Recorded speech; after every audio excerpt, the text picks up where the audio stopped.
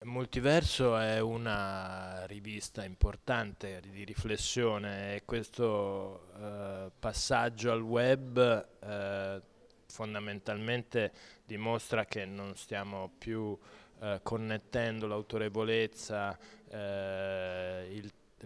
l'importanza di una rivista con il mezzo con il quale viene diffuso. In realtà andare sul web è obbligatorio, importante e decisivo perché è sul web che le persone sono e si trovano, e quindi essenzialmente è un atto di realismo e di umiltà a mettersi al servizio delle persone attraverso il web.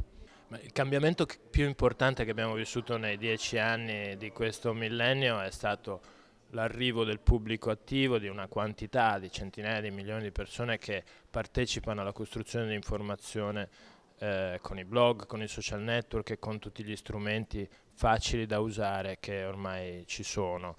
Non solo, ma la gran parte delle aziende, delle strutture che generano informazione sono sul web e producono direttamente la loro informazione per il pubblico. Quindi di fatto il gioco dei giornali e degli organi di informazione tradizionali sta cambiando. Che cosa sta cambiando di molto importante?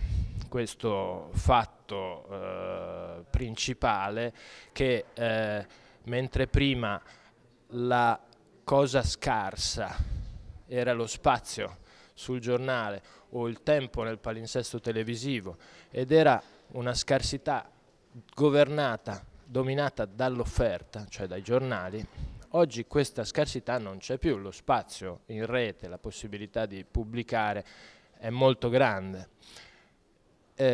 Mentre quello che è restato scarso, e anzi diventa sempre più scarso, è il tempo del pubblico, l'attenzione del pubblico, la credibilità che il pubblico affida alle cose che incontra e che legge. Quindi la vera scarsità in questo momento è dalla parte della domanda, non più dalla parte dell'offerta. Questo si vede anche molto chiaramente, come in qualunque mercato, quando è la domanda che governa, il prezzo scende. E questo è quello che sta succedendo. Per i giornali tradizionali significa fare un salto di qualità molto grande, perché mentre prima potevano in qualche modo governare la situazione, adesso devono mettersi al servizio della situazione.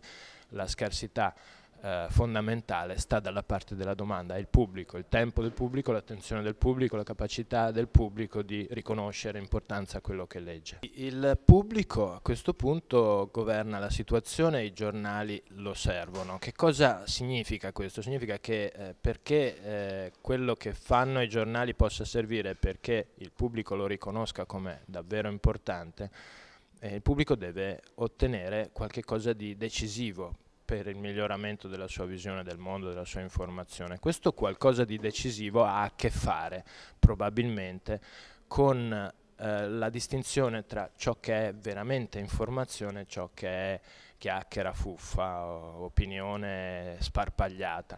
Il pubblico per conto suo fa tanto di tutte queste cose, sia di buona informazione, sia di informazione molto importante che non si trova addirittura sui giornali, per quanto è fatta bene e deriva da esperienze importanti, ma nello stesso tempo fa anche molte chiacchiere, molto entertainment, molta diffusione di voci, e probabilmente il tema sul quale si incontreranno in futuro i giornali tradizionali e il pubblico è la definizione di che cosa è informazione in base non a una posizione di privilegio o di una posizione di mercato guadagnata nel tempo dalle testate, ma quanto piuttosto dalla idea che l'informazione discenda, sia il frutto di una ricerca che discende da un metodo condiviso con il pubblico. Il pubblico ne deve essere educato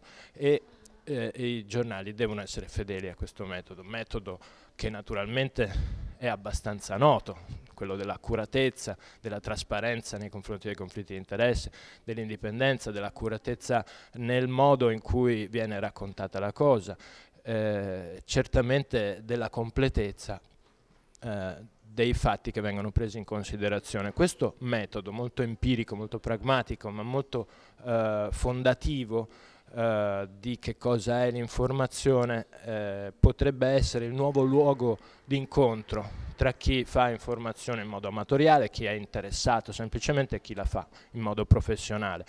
E questo terreno di incontro potrebbe essere un nuovo commons, un nuovo luogo che tutti sentono come proprio, nel quale i vari ruoli in gioco nell'ecosistema dell'informazione si possono incontrare e ricostruire.